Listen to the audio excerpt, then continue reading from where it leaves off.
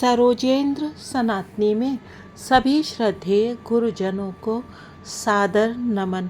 हम सुन रहे हैं परमहंस श्री श्री योगानंद जी की जीवन कथा, योगी कथामृत।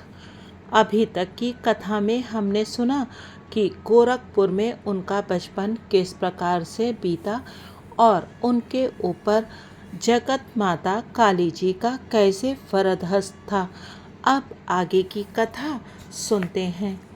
प्रकरण 2, माँ का देहांत और अलौकिक तावीज़। मेरी माँ की सबसे बड़ी इच्छा मेरे बड़े भाई के विवाह की थी। आहा, जब मैं अनंत की पत्नी का मुख देखूंगी तब मुझे इस धरती पर ही स्वर्ग मिल जाएगा। इन शब्दों में माँ को अपने वंश को आगे चलाने की प्रबल भारतीय भावना व्यक्त करते मैं प्रायः सुनता था। अनंत की सगाई के समय मैं लगभग 11 वर्ष का था। माँ कोलकाता में अत्यंत उल्लास से विवाह की तैयारियों में जुटी हुई थी। केवल पिताजी और मैं ही उत्तरी भारत में स्थित बरेली में अपने घर में रह गए थे, जहाँ लाहौर में 2 वर्ष रहने के बाद पिताजी का स्थानांतरण हो गया था। इसके पूर्व मैं अपनी 2 बड़ी बहनों रमा और उमा के विवाहों का ठाट बाट देख चुका था, किंतु घर में सबसे बड़ा पुत्र होने के नाते अनंत के विवाह की तैयारियां तो और भी बड़े स्तर पर हो रही थी। माँ प्रतिदिन दूर दूर से कोलकाता पहुँचते सगे संबंधियों की आव भगत करने में व्यस्त थीं। माँ ने 50 एमहर्स्ट स्ट्रीट में लिए गए एक विशाल घर में उन सबके आराम पूर्वक ठहरने की व्यवस्था की थी। सारी तैयारियां पूरी हो चुकी थीं। विवाह भोज के लिए नानाविध व्यंजन, बारात के साथ अनंत को ले जाने के लिए पालकी, रंग बिरंगी बत्तियों की कतारें, गत्ते के विशाल काय हाथी और ऊंट, अंग्रेजी, स्कॉटिश और हिंदुस्तानी बैंड बाजे, पेशेवर गायक तथा नर्तक, विवाह विधि संपन्न कराने के लिए पंडित, पुरोहित, सब कुछ तैयार था। मंगलोत्सव के उत्साह से भरे हुए पिताजी और मैं समय पर विवाह के लिए पहुंचने का विचार कर रहे थे, परंतु उस शुभ दिन से थोड़े ही पहले मैंने एक अमंगल सूचक दृश्य ध्यान से देखा। ये बरेली में अर्धरात्रि का समय था। मैं पिताजी के साथ अपने बंगले के बरामदे में सोया हुआ था। पलंग पर लगी मच्छरदानी की विचित्र फड़फड़ाहट की सी ध्वनि से मेरी नींद खुल गई। पतली मच्छरदानी के पर्दे खुल गए और मुझे अपनी प्रिय माँ दिखाई पड़ी। अपने पिताजी को जगाओ।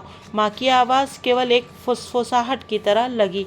आज ही भोर को 4 बजे यहाँ से चलने वाली पहली गाड़ी पकड़ो। यदि मुझे देखना चाहते हो तो जल्दी करो।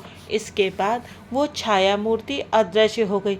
पिताजी, पिताजी, माँ प्राण त्याग रही हैं। मेरे आर्त स्वर में व्याप्त भयाकुलता ने उन्हें तत्क्षण जगा दिया। सुबकते हुए मैंने उन्हें सारी घटना सुना दी।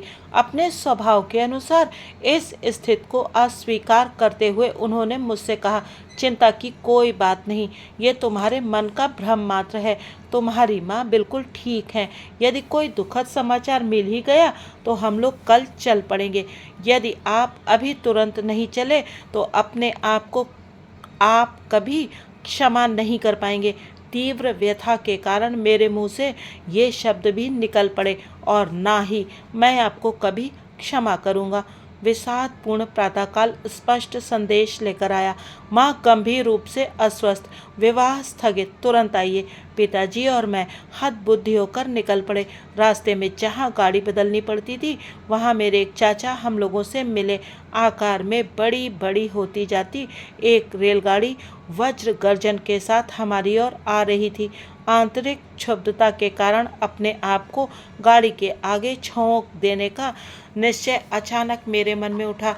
मुझे लगा कि माँ की छत्र छाया से वंचित हो जाने के बाद अब अचानक पूर्णतः उजड़ गए इस संसार को सहने की क्षमता मुझ में नहीं है।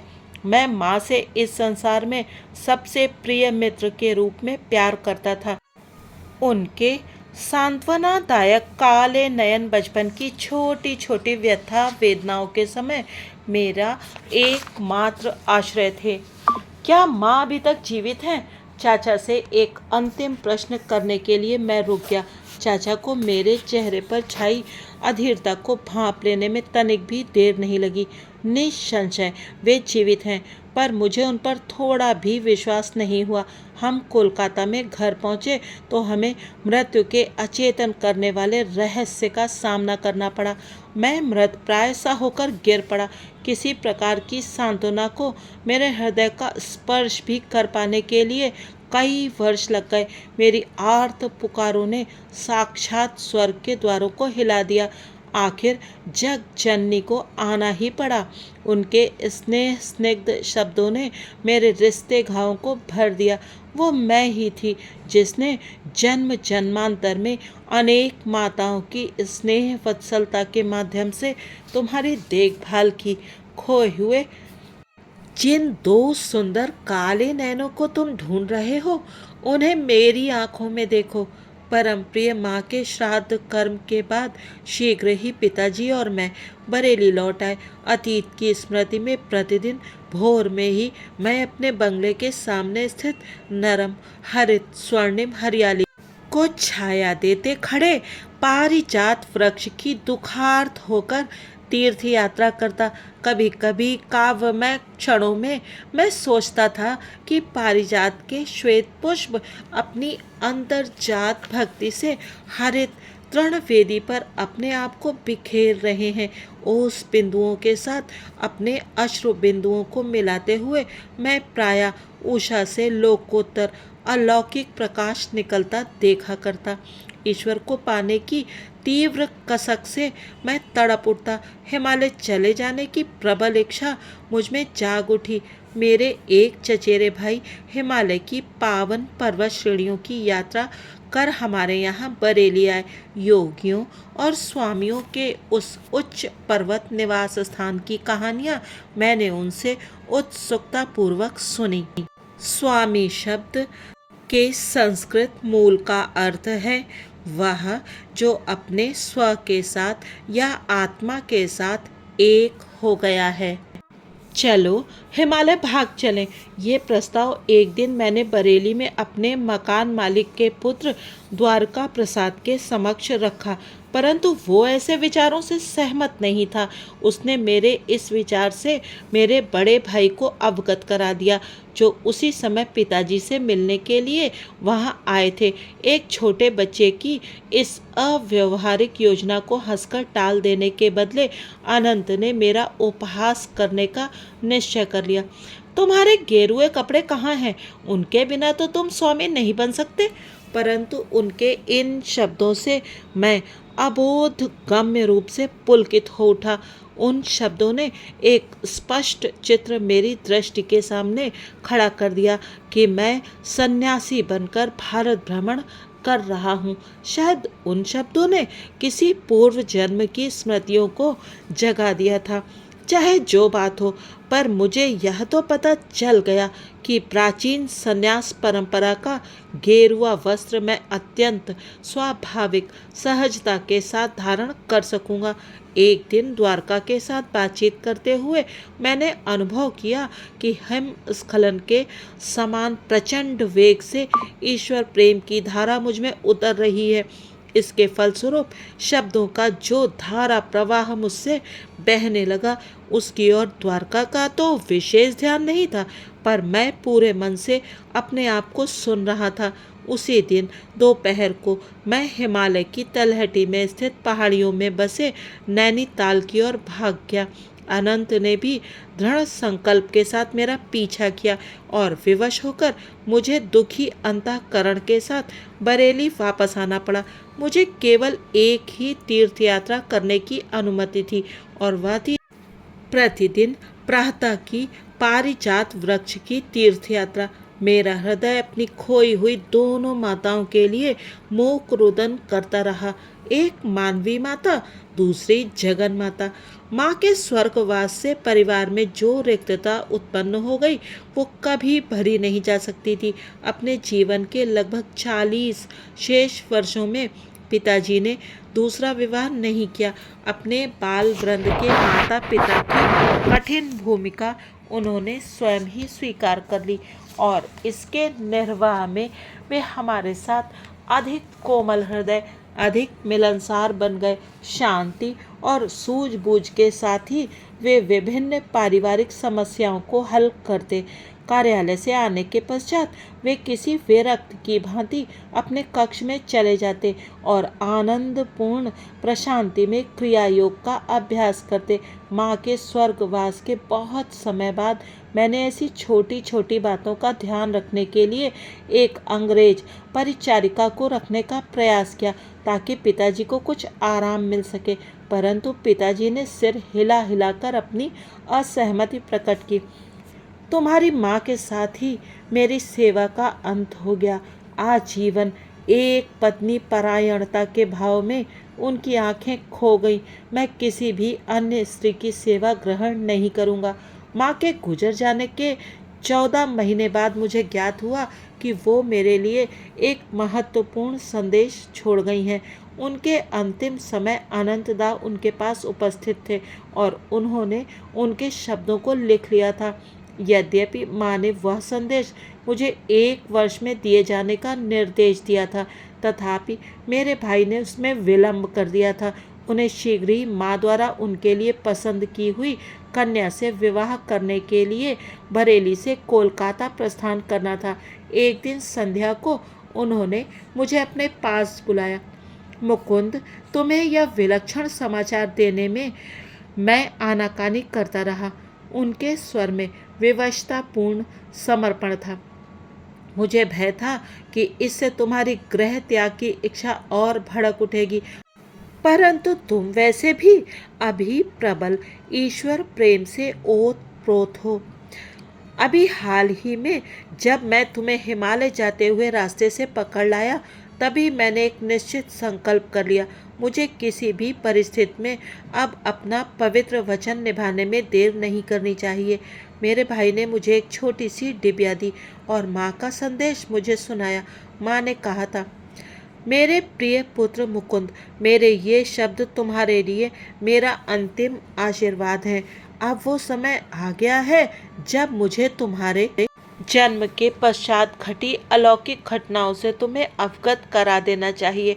जब तुम मेरी गोद में एक नन्हे से शिशु मात्र थे, तभी मुझे तुम्हारे निहित मार्ग का पता चल गया था।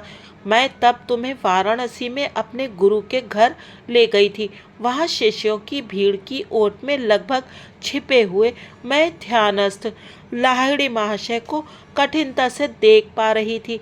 तुम्हें थपकियां देते देते मैं मन ही मन प्रार्थना करती जा रही थी कि गुरुदेव को वह हमारी उपस्थिति का ज्ञान हो जाए और वे तुम्हें आशीर्वाद दें। जब मेरी मूक भक्तिपूर्ण प्रार्थना तीव्र हो गई, तब उन्होंने आंखें खोली और मुझे पास आने का इशारा किया। सभी लोगों ने मुझे रास्ता दिया। मैंने जाकर उन परम पवित्र चरण कमलों में अपना सिर रखा। लाहिड़ी माशा ने तुम्हें अपनी गोद में ले लिया और आध्यात्मिक दीक्षा के रूप में तुम्हारे ललाट पर अपना हाथ रखा। छोटी माँ, तुम्हारा पुत्र एक योगी होगा। एक आध्यात्मिक इंजन बनकर वो अनेक आत्माओं को ईश्वर के साम्राज्य में ले जाएगा। सर्वज्ञ गुरुदेव ने मेरी गुप्त प्रार्थना स्वीकार कर ली। ये देखकर मेरा हृदय आनंद से नाच उठा। तुम्हारे जन्म के कुछ पहले उन्होंने मुझे बताया था कि तुम उनके ही मार्ग पर चलोगे। मेरे पुत्र, बाद में तुम्हें हुए दिव्य आलोक के दर्शन का मुझे और तुम्हारी बड़ी बहन रमा को भी पता चल गया था, क्योंकि हम दोनों उस वक्त साथ के कमरे से तुम्हें अपनी शैया पर निश्चल बैठा देख रही थी। तुम्हारे छोटे से मुखमंडल पर तेज प्रकट हुआ था। जब तुम भगवान को खोजने के लिए हिमालय में जाने की बात कर रहे थे, तब तुम्हारी आवाज़ में अत्यंत दृढ़ निश्चय ध्वनित हो रहा था। इन सब माध्यमों से मेरे पुत्र, मैं समझ गई थी कि तुम्हारा मार्ग सांसारिक महत्वाकांक्षाओं से दूर है। मेरे जीवन की एक अद्वितीय घटना ने तो इस पर निश्चितता की मोहर लगा दी।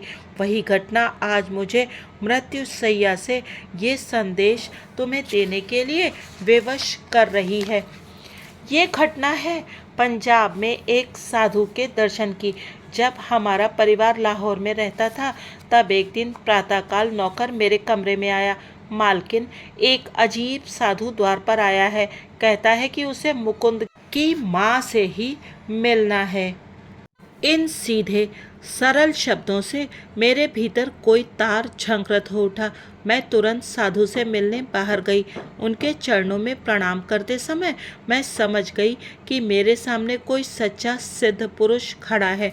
उन्होंने कहा, माता, महान गुरुजन तुम्हें ये बता देना चाहते हैं कि इस पृथ्वी पर तुम्हारा वास अब अधिक दिन नहीं रहेगा। तुम्हारी अगली बीमारी तुम्हारे लिए अंतिम सिद्ध होगी। जब इस संदेश के माध्यम से मुझे पता चला कि माँ अपने अल्पायु होने की बात को जानती थी, तब पहली बार मेरी समझ में आया कि क्यों वो अनंत का विवाह शीघ्रातिशीघ्र करवाना चाहती थी। यद्यपि विवाह के पूर्व ही उनका देहावसान हो गया, तथापि विवाह उत्सव देखने की उनके मन में स्वाभाविक मात्र सुलभ आकांक्षा थी। इसके पश्चात थोड़ी देर वे मौन रहे। उस मौन के दौरान मैंने कोई भय या संकट नहीं, बल्कि महान शांति अनुभव की। अंततः वह फिर कहने लगे, तुम्हें अपने पास अमानत के रूप में रखने के लिए चांदी का एक तावीज़ दिया जाएगा। वो आज मैं तुम्हें नहीं दूंगा। मेरे कथन को सत्य प्रमाणित करने के लिए कल जब तुम ध्यान कर रही होगी, तब वो तुम्हारे हाथों में मूर्त रूप धारण कर लेगा। जब तुम्हारे मृत्यु की घड़ी निकट आएगी, तब तुम्हें वो तावीज़ अपने बड़े बेटे अनंत को देकर उसे बताना होगा कि 1 वर्ष तक वो उस तावीज़ को अपने पास रखे और तत्पश्चात उसे तुम्हारे द्वितीय पुत्र को दे दे। महापुरुषों से प्राप्त उस तावीज़ के मर्म को मुकुंद समझ लेगा। उसे वो तावीज़ तब मिलना चाहिए जब वो सारी सांसारिक आशा आकांक्षाओं का परित्याग कर प्राणपण से ईश्वर की खोज करने के लिए प्रस्तुत हो रहा हो। जब वो तावीज़ कुछ वर्षों तक उसके पास रह चुका होगा और जब उसका उद्देश्य पूरा हो चुका होगा, तब वो अपने आप अदृश्य हो जाएगा। गुप्त से अति गुप्त स्थान में भी वो रखा हो, तब भी वो जहाँ से आया था वहीं वापस चला जाएगा। मैंने उस साधु को भिक्षा अर्पण कर परम भक्तिभाव से नमन किया। भिक्षा ग्रहण न कर मुझे आशीर्वाद देकर वह चले गए। अगले दिन संध्या को जब मैं हाथ जोड़कर ध्यान में बैठी थी, तब चांदी का एक तावीज़ मेरी हथेलियों के बीच में प्रकट हो गया। जैसा साधु ने कहा था, उसके शीतल चिकने स्पर्श से मुझे उसके प्रकट होने का ज्ञान हो गया। मैंने 2 वर्षों से अधिक समय तक इसे सावधानी पूर्वक संभाल कर रखा और अब इसे अनंत के पास छोड़े जा रही हूँ। मेरे लिए कोई शोक मत करना, क्योंकि मुझे मेरे गुरुदेव ईश्वर की गोद में पहुँचा देंगे। अच्छा मेरे बच्चे, अब मैं चलती हूँ। जगन माता तेरी रक्षा करेंगी। तावीज़ मेरे हाथ में आते ही ज्ञान का उज्जवल प्रकाश मुझ पर छा गया। अनेक सुप्त स्मृतियाँ जागृत हो उठी। तावीज़ गोल, दिखने में कुछ विचित्र सा और प्राचीन लगता था। उस पर संस्कृत के अक्षर खुदे हुए थे। मैं समझ गया कि इस जन्म के जीवन पथ पर भी अदृश्य रूप से मेरा मार्गदर्शन करने वाले मेरे पूर्व जन्म के गुरुओं ने इसे भेजा था। इसका एक और अधिक गहन अभिप्राय भी था, परंतु तावीज़ के भीतरी रहस्य का भेद खोल देना उचित नहीं होगा। तावीज़ अलौकिक रीत से उत्पन्न हुई एक वस्तु थी, जिसकी रचना इस प्रकार अदृश्य तत्वों से हुई हो, उसका इस जगत से कभी न कभी अदृश्य हो जाना अनिवार्य है। तावीज़ पर एक मंत्र अर्थात कई पवित्र शब्द खुदे हुए थे। ध्वनि एवं वाक अर्थात मानव वाणी की अंतर्निहित शक्तियों पर जितनी गहराई से भारत में अनुसंधान किया गया, उतना और कहीं भी नहीं किया गया। सारे ब्रह्मांड में झंकृत ओम स्पंदन बाइबल का शब्द अथवा अनेक समुद्रों का गर्जन में 3 गुण हैं: सृष्टि, स्थित, लय। तैत्तिरीय उपनिषद। प्रत्येक बार जब मानव किसी भी शब्द का उच्चारण करता है तब वह इन 3 में से किसी एक गुण को कार्यान्वित कर देता है। सभी धर्मशास्त्रों के इस आदेश के पीछे कि मनुष्य को सदा सत्य वचन ही कहने चाहिए, यही नियम संगत कारण है। तावीज़ पर खुदे मंत्र में यदि उसका सही उच्चारण किया जाए तो आध्यात्मिक दृष्टि से लाभप्रद स्पंदन शक्ति थी। आदर्श रूप से गठित संस्कृत वर्णमाला में 50 वर्ण हैं और प्रत्येक वर्ण का एक सुनिर्दिष्ट अपरिवर्तनीय उच्चारण है। सब ध्वनियों का बोझ उठाने का असफल प्रयास करते 26 अक्षरों की लैटिन मूल से बनी अंग्रेजी वर्णमाला की ध्वनि प्रतीक विषयक अपर्याप्तता पर जॉर्ज बर्नार्ड शॉ ने एक सुविचरित और हास परिहास से भरपूर निबंध लिखा था।